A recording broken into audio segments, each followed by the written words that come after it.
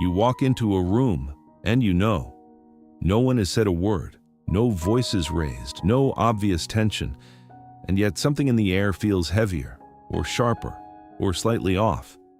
You don't need evidence. You feel the shift. It's in the way someone avoids eye contact for half a second too long, in the pause before greeting, in the way laughter lands just a little flat, and while everyone else seems relaxed, you're already adjusting, scanning, noticing, mapping.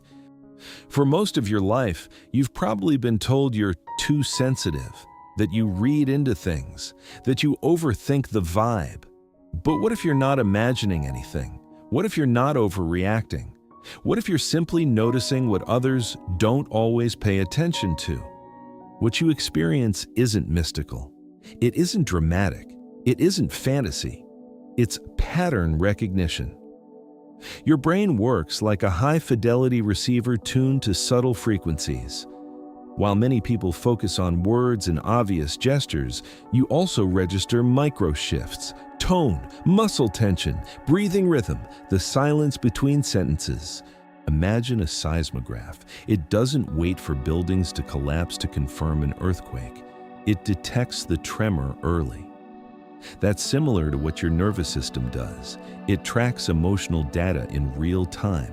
You don't just hear what someone says, you register how it's carried. You just know. Here's the part people rarely talk about.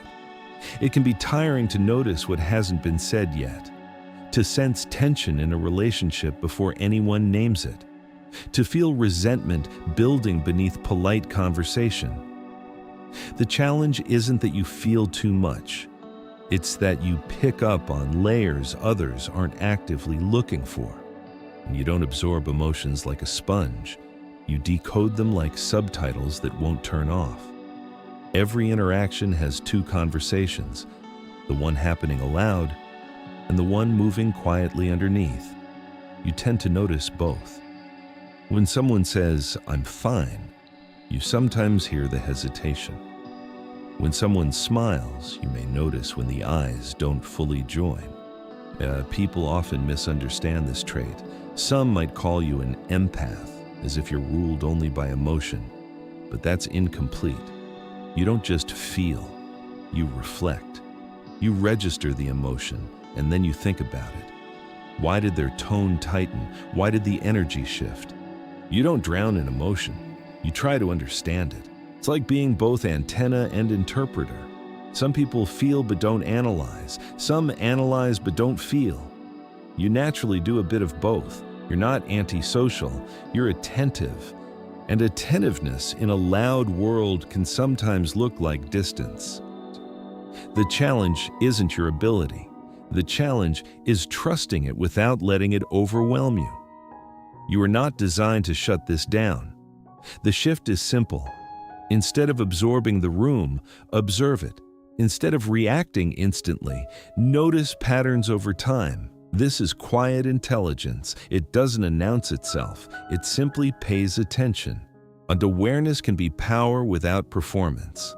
The moment you stop apologizing for your perception is the moment it becomes a strength. You navigate relationships with clarity. You sense authenticity more quickly. You notice instability before it becomes chaos. You don't need stronger instincts. You need trust. Trust the signal. Trust the pattern. Trust the quiet voice that says something changed. Most people wait for something obvious. You sometimes notice the tremor earlier. And that isn't oversensitivity. It's awareness. If this resonates, comment. I read the room. Not as a confession, as recognition.